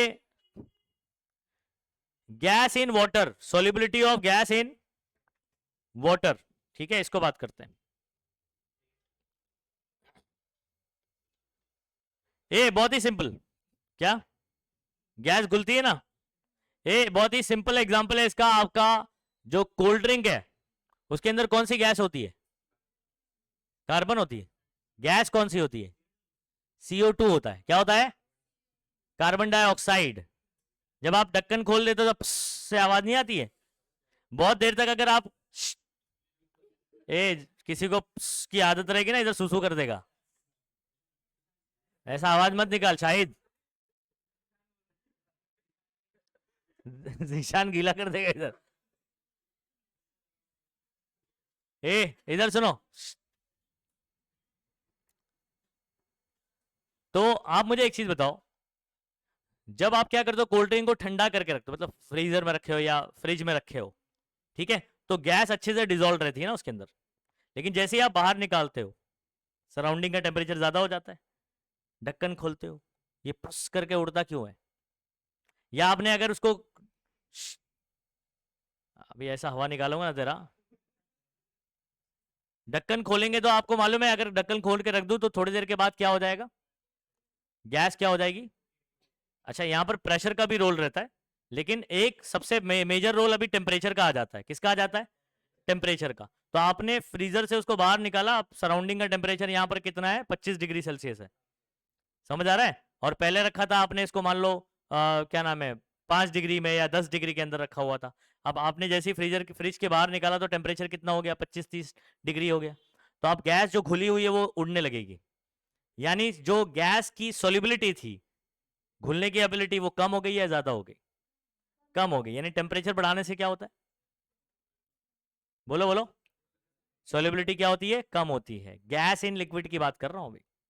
गैस इन लिक्विड, देखो क्या लिखा हुआ है, solubility of gases in water usually decreases with increase of temperature. याद रहेगा?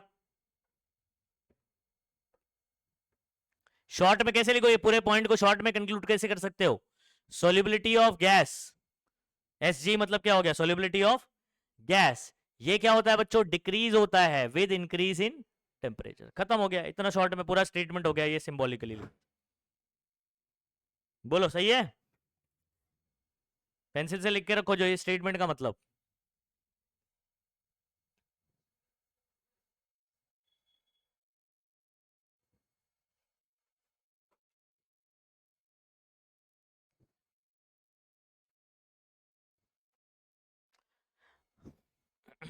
अच्छा, किसी के घर में फिश टैंक है?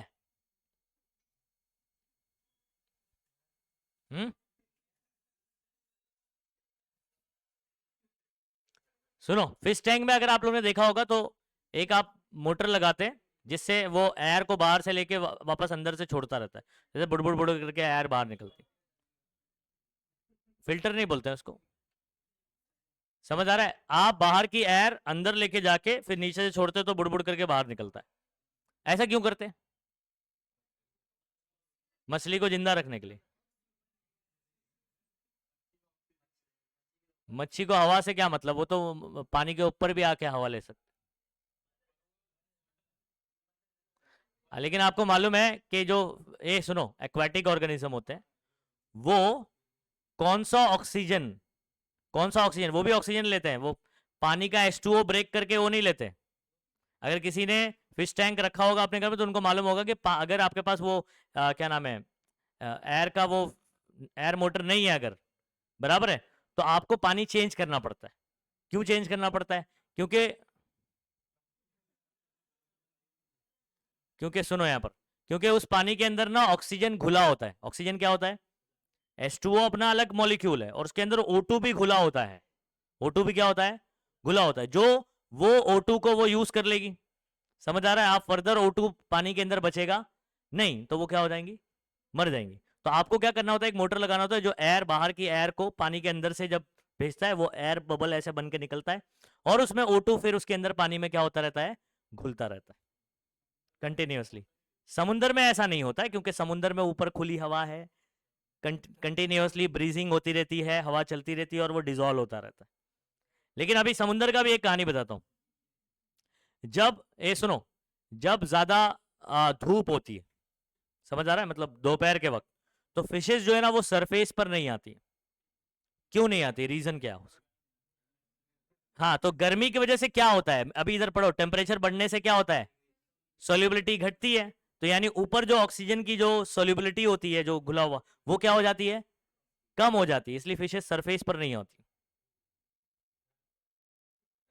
हाँ, रात को आएगी, जाना कभी, जल परी भी आती है। ए सुनो, कुछ आई बात समझ में? ए, आप पानी को अगर हीट करोगे तो उसके अंदर जो ऑक्सीजन घुला हुआ है वो क्या होगा, उसकी सोल्यूबिलिटी क्या होगी, हीट करने पर डिक्रीज होगी। कुछ आई बात समझ में कि नहीं आई? जो पानी जब आप हीट करते हो तो जो बुड़बुड़ बुड़बुड़ निकलता है, बबल ऐसे निकलते हैं अंदर से, क्या है वो ऑक्सीजन ही है जो घुला हुआ था, वो वापस से गैस बन के। अब लेकिन वो घुला कैसे है, इसको समझो।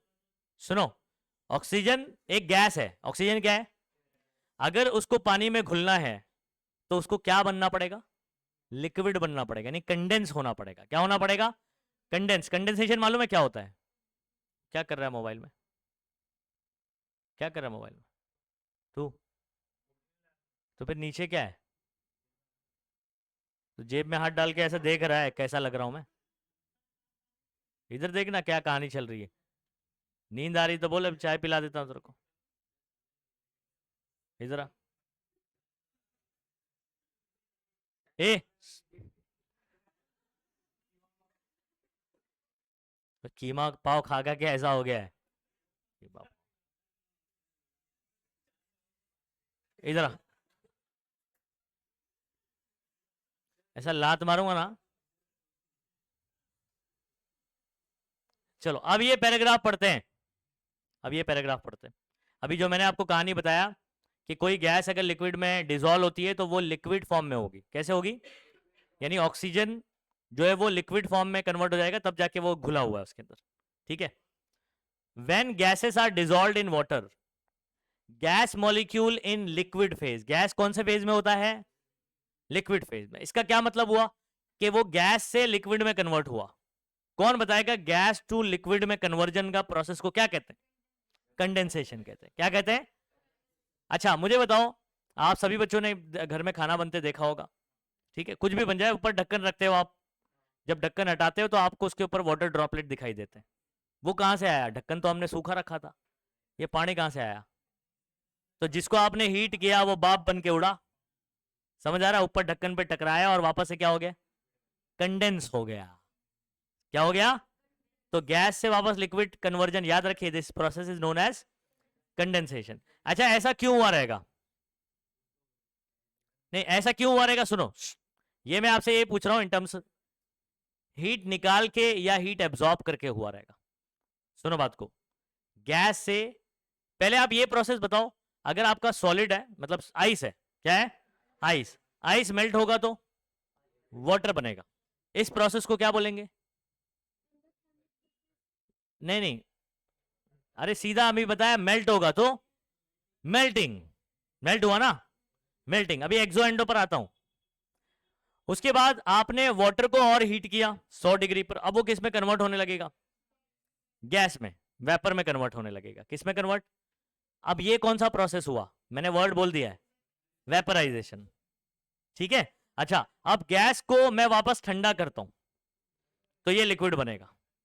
समझ आ रहा है, कंडेंसेशन। समझ आ रहा है, क्लियर है? अच्छा अब ये जो लिक्विड है इसको मैंने फ्रीजर में डाल दिया, पानी को फ्रीज, तो ये आइस बन गया, फ्रीजिंग, फ्रीज कर दिया, फ्रीजिंग हो गया। ये बात समझ में आई कि नहीं आई? कंडेंसेशन यहां पर कहां था, समझ आ गया? ओके अब सुनो, सॉलिड से लिक्विड और लिक्विड से वेपर, ये सब में हमने हीट किया, एंडो है। जो रिवर्स कर रहे हैं अपन, यानी वेपर से वापस गैस, वेपर से वापस लिक्विड और लिक्विड से सॉलिड, ये कैसे हुआ, ठंडा करने पर हुआ। ठंडा करना मतलब क्या होता है, हीट निकालना।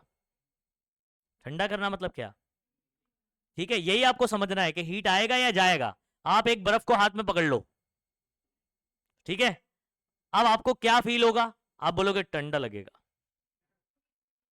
समझ आ रहा है? अब ठंडा क्यों लग रहा है, क्योंकि आपके हाथ की हीट बर्फ में जा रही है, उसको गर्म लग रहा है, अपने को ठंडा लग रहा है। नहीं समझे बात को? तो हम लोग बोलते हैं हाँ ठंडा लग रहा है, लेकिन एक्चुअल में क्या हो रहा है, हमारे हाथ की हीट चली जा रही है। समझ आ रहा है? अरे बोलो। हाँ, तो यहां पर हीट है जो एक जगह से दूसरी जगह जाती है, और ये ठंडा फील वही करवाती है, ठंडा गर्म। हीट आएगी तो गर्म लगेगा। तवे पे बैठ जाओ कभी, हाँ चटका लगेगा। तो एक्चुअल में क्या हुआ, हीट आया, हीट आया। ए हाँ, ठंडे तवा पे आपने तवे को जो है ना फ्रीजर में डाल दो और उसके बाद उस पर बैठो, क्या होगा, ठंडा, हाँ उतने हिस्से में।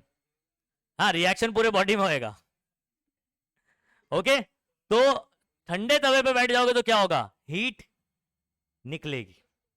तो बेसिकली हीट आपकी चली गई तवे में, समझ आ रहा है? अब उस पर रोटी मत बनाना। ये सुनो,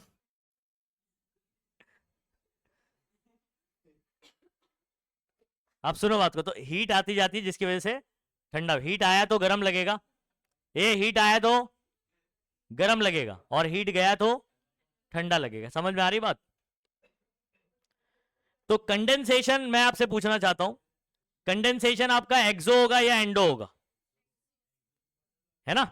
वेपर से किस में कन्वर्जन, लिक्विड में, तो हीट निकलेगा, तो एक एक्सोथर्मिक है। क्या है ये? एक्सोथर्मिक प्रोसेस है। The solubility of gas in water must decrease as temperature is raised. ये एक्सो के लिए जनरल प्रोसेस क्या था, एक्सो के लिए जनरली क्या था बताओ? सोलिबिलिटी डिक्रीज होगा अगर टेम्परेचर क्या करेंगे, समझ आ रहा है? सिंपल सी कहानी है। तो condensation is an exothermic process, therefore क्या नाम है, सोलिबिलिटी आपका डिक्रीज करेगा with the increase of temperature. Clear है? ऐसे सीधा फील करके भी आना चाहिए, एक्सप्लेनेशन में आपको ये सब लिखना पड़ेगा, ठीक है?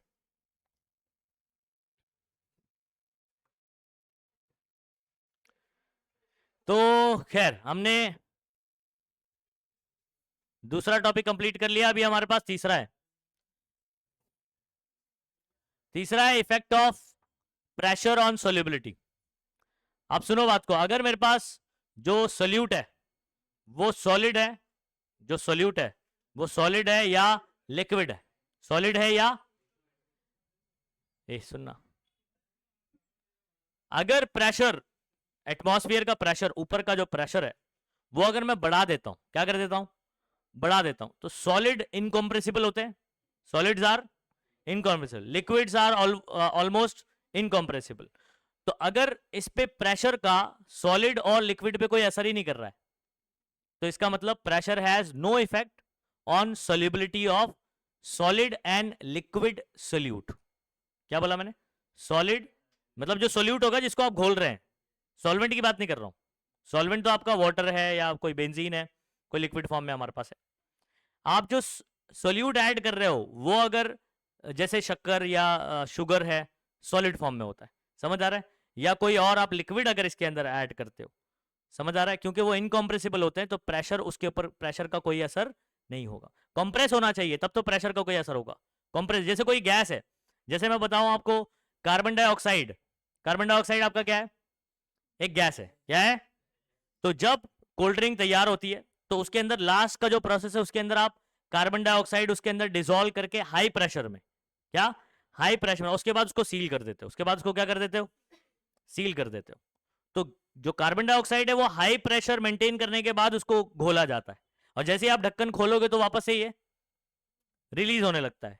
तो मतलब क्या मतलब समझ में आ रहा है कि गैस के लिए प्रेशर इफेक्टिव होगा लेकिन कोई सॉलिड और लिक्विड के लिए नहीं होता है। तो यहां एक स्टेटमेंट बहुत ही सिंपल सा है, pressure has no effect on solubilities of solid and liquid as they are incompressible। तो इसमें छोटा सा सवाल आ सकता है, why pressure has no effect on solubility of solid and liquid, because they are incompressible। उनको कंप्रेस नहीं किया जा सकता है। ये गैस को दबाया जा सकता है? नहीं दबाया जा, गैस को। अबे तेरे घर में जो ये एलपीजी आता है, समझ आ रहा है उसके, या सीएनजी आप लोगों ने सुना होगा, कंप्रेस नेचुरल गैस, तो गैस को कंप्रेस करके सिलेंडर में भरा जाता है और आपके घर तक पहुंचाया जाता है, समझ आ रहा है?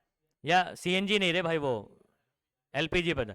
अच्छा, और लिक्विड पेट्रोलियम गैस है वो एलपीजी। और सुनो सुनो और सुनो, ऑक्सीजन पता है आपको? ऑक्सीजन सिलेंडर अभी कोरोना में कितने जो है ऑक्सीजन सिलेंडर की मारा मारी थी। तो जो बड़े बड़े सिलेंडर होते हैं उसके अंदर ऑक्सीजन कंप्रेस करके, जब कंप्रेस करते हैं वो लिक्विड फॉर्म में कन्वर्ट हो जाता है, कंडेंस हो जाता है। समझ आ रहा है? उसको गैस फॉर्म में ट्रांसफर नहीं करता है, किसमें कन्वर्ट, किसमें? लिक्विड में कन्वर्ट करके उसके सिलेंडर जो आप देखोगे ना वो लिक्विड होता है उसके अंदर, यानी कंडेंस करके किया जाता है और उसमें फिर वो ट्रांसफर किया जाता है एक जगह से दूसरी जगह। और जैसे आप ओपन करोगे तो वो गैस वापस से क्या होने लगता है, गैस में कन्वर्ट हो जाता है। अंदर हाई प्रेशर, प्रेशराइज करके कंप्रेस करके भरा गया है। ओके, तो gases are compressible, gases are compressible, solid और liquid are, therefore pressure has no effect on solubilities of solid and liquid solutes because they are incompressible. ये पॉइंट समझ में आ गया? अच्छा, गैस कंप्रेसिबल होती है तो मतलब उसके ऊपर प्रेशर अफेक्ट करेगा, समझ आ रहा है? ओके, इफेक्टिव होगा।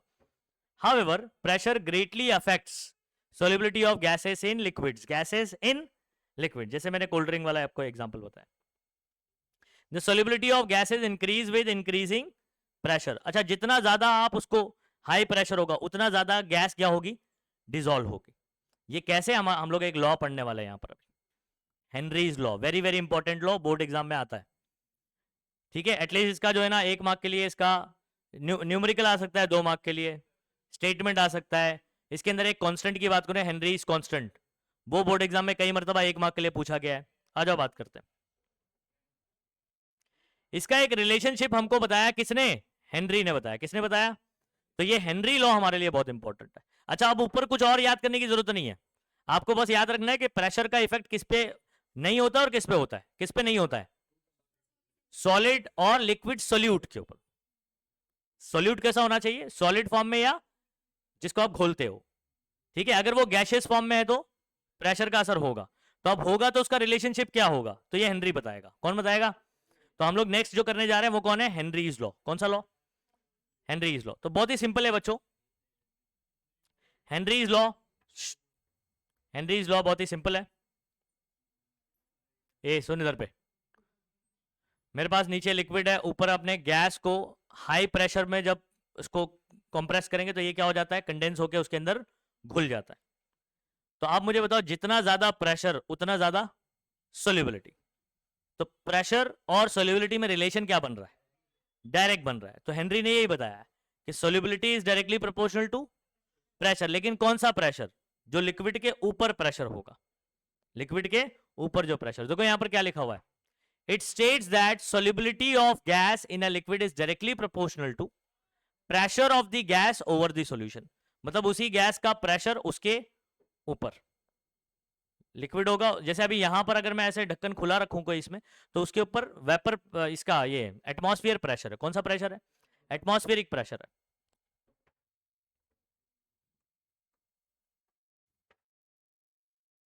ठीक है,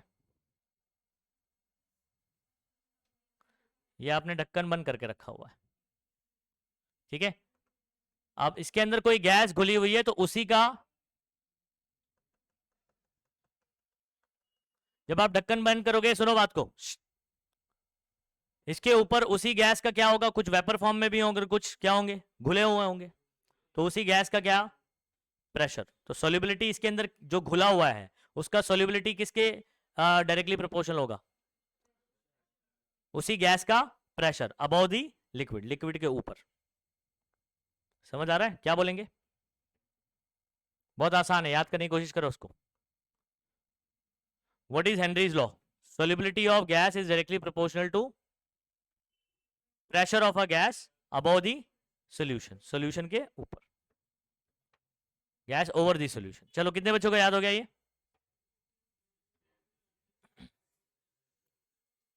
इट स्टेट्स दैट, यहां से याद करना शुरू करो, ये सब तो लिख ही सकते हो आप। solubility of gas in a liquid is directly proportional to pressure of a gas over the solution। मतलब सॉल्यूशन के ऊपर उसी गैस का प्रेशर। समझ गए? अच्छा सुनो इधर सभी बच्चे, फॉर्मूला आपके सामने ये रहा, प्रोपोर्शनलिटी हटेगा तो क्या आएगा, ठीक है, के एच, मतलब प्रोपोर्शनलिटी हटता है इक्वल और कांस्टेंट आता है, तो यहां पर कांस्टेंट आपका के एच है, this K H is known as Henry's constant. क्या बोलेंगे इसको? अच्छा, यूनिट की अगर मैं बात करूं बच्चों, तो मैंने आपको क्या बताया था कि सोल्यूबिलिटी आपका कौन होता है? मोलैरिटी, मोलैरिटी होता है ना मैक्सिमम कॉन्सेंट्रेशन वाला, बराबर है? ओके, तो आपका बेसिकली सोल्यूबिलिटी कौन है? मोल पर लीटर में मेजर किया जाता है। क्या यूनिट है इसका? अच्छा, प्रेशर यहां पर काय में मेजर किया जाएगा, इसको ध्यान रखिएगा। प्रेशर हम लोग यहां पर बार में मेजर करते हैं, तो यहां पर आपका केएच का फॉर्मूला क्या बन जाएगा जरा बताना? S upon P. एस का यूनिट बताओ। ओके, तो मोल लीटर इनवर्स बोल दो। प्रेशर को बार में मेजर करेंगे, ऊपर भेजेंगे तो बार इनवर्स हो जाएगा। तो मतलब केएच का यूनिट क्या हो गया? मोल लीटर इनवर्स बार इनवर्स। सही है? इतना समझ में आ गया? फॉर्मूला समझ आया कि नहीं आया? तो आपको क्या क्या करना है? स्टेटमेंट याद करना है, फॉर्मूला याद करना है। फॉर्मूले से आपको केएच का फॉर्मूला निकालना है, केएच का यूनिट भी बात करना है कि हेनरी कांस्टेंट का ये यूनिट होता है। एस कौन है? सॉल्युबिलिटी है, ठीक है, यूनिट मोल पर लीटर या मोल लीटर। पी कौन है? प्रेशर ऑफ गैस, काय में है? बार में, ठीक है। तो केएच कौन है? प्रोपोर्शनलिटी कांस्टेंट, जिसको अपन क्या बोलते हैं? हेनरीज लॉ कांस्टेंट, बराबर है।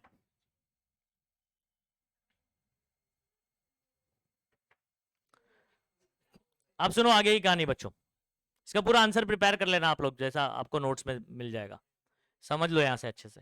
अब है ना आपको डिफाइन करना है व्हाट इज केएच। आपको एग्जाम में डिफाइन हेनरीज कांस्टेंट आ सकता है। क्या बोलेगा? Define Henrys constant. तो इसका डेफिनेशन बहुत सिंपल है। आप यहां पर देखो, मैं एक फॉर्मूला लिख रहा हूं, केएच का फॉर्मूला हमारे पास क्या है बच्चों? एस बाई पी, सही है। अच्छा, जब हम लोग क्या करते हैं बच्चों, आप सोल्यूबिलिटी मेजर करोगे जब प्रेशर कितना होगा? 1 बार। कितना प्रेशर? ठीक है, तो अगर प्रेशर होगा 1 बार, प्रेशर होगा 1 बार, तो इधर 1 पुट करूंगा तो के एच इज इक्वल टू सिर्फ एस हो गया ना। एस अपॉन 1 क्या होगा? एस ही होगा। तो के एच किसके बराबर हो गया? S. What is K H? K H is the solubility of gas in a liquid at कितना प्रेशर? 1 bar pressure. What is KH? It is the solubility of gas in a liquid when pressure is 1 bar. देखो पढ़ो यहां पर क्या लिखा हुआ है। KH is the solubility of gas in a liquid when its pressure over the solution is 1 bar. कितना आसान definition. What is KH? Define KH. KH solubility है गैस का लिक्विड में, कब? जब its pressure over the solution is, खत्म हो गई कहानी। पी आपको पता है कौन है? Pressure over the solution. तो ये 1 बार रहेगा, तो आपका के एच एस के बराबर होता है। डेफिनेशन क्लियर है? ओके।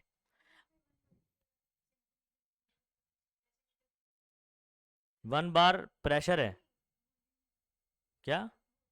हाँ, लीटर की जगह डीएम क्यूब आ सकता है, कोई दिक्कत नहीं। लीटर इनवर्स है, वहां डीएम रेस टू -3 आ सकता है, ठीक है। तो क्वेश्चन घुमाना चाहेगा तो ऐसे कर सकता है आपको। इसमें न्यूमेरिकल बनते हैं तो यूनिट थोड़ा बहुत इधर उधर घुमा के देता है, तो आपको वो कन्वर्जन आना चाहिए। अच्छा, एक बहुत ही महत्वपूर्ण बता रहा हूं बच्चों, महत्वपूर्ण बात बता रहा हूं। हेनरी लॉ जो है ना बच्चों, कुछ गैस के लिए एप्लीकेबल नहीं है। सुनो, अब वो नीचे दिया गया है। किसके लिए एप्लीकेबल नहीं होता है? जो जब मैं पानी में उसको घोलता हूं तो ये उसके साथ रिएक्शन करके कंपाउंड बना देता है। जो सिर्फ देखो घुल के अपने ओरिजिनल फॉर्म में रहेगा, बस लिक्विड में आ गया, गैस से काय में हो गया? लिक्विड में। रिएक्शन नहीं करना चाहिए। आपने O2 को पानी में घोला तो वो O2 फॉर्म में रहता है, लेकिन लिक्विड में आ जाएगा, H2O के अंदर लिक्विड फॉर्म में हो जाएगा। समझ आ रहा है? लेकिन जब हम लोग CO2 को कोल्ड ड्रिंक में पानी में घोलते हैं, कार्बन डाइऑक्साइड को, तो वो पानी के साथ मिलकर कार्बोनिक एसिड बना देता है, यानी वो CO2 फॉर्म में नहीं रहता है। उस केस में आपका हेनरी लॉ नहीं लगेगा। अब जब रिएक्शन करता है ना, तो इसकी सॉल्युबिलिटी जब हम लोग ने कैलकुलेट किया, हेनरी लॉ से इसको कैलकुलेशन किया, सॉल्युबिलिटी निकाला, और जो एक्चुअल सॉल्युबिलिटी थी वो फॉर्मूले से आने वाले से ज्यादा थी। क्यों ज्यादा थी? क्योंकि इसने रिएक्शन कर गया। क्या कर गया? ये रिएक्शन कर गया।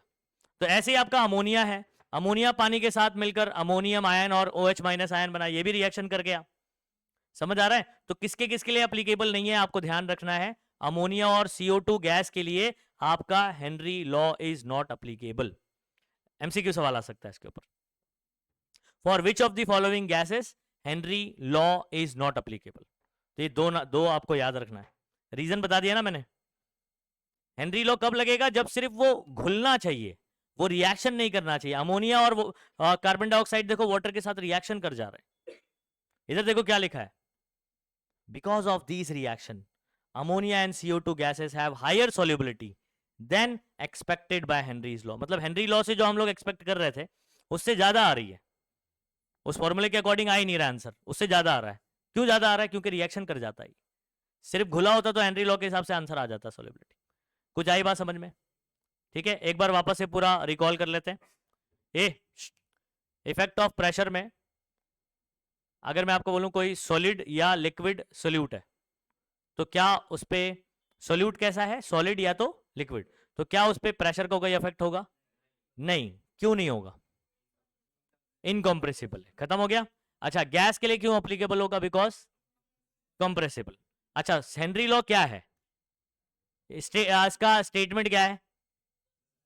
solubility of gas in a liquid is directly proportional to pressure of over the solution, pressure of gas over the solution, S directly proportional to P, proportionality हटेगा KH आ जाएगा, S is equal to KH into P। KH कौन है? Henrys constant है। अच्छा, Henrys constant क्या है? Henrys constant क्या है बच्चों? बोलो बोलो। सॉल्युबिलिटी है, कब? जब प्रेशर कितना हो? 1 बार।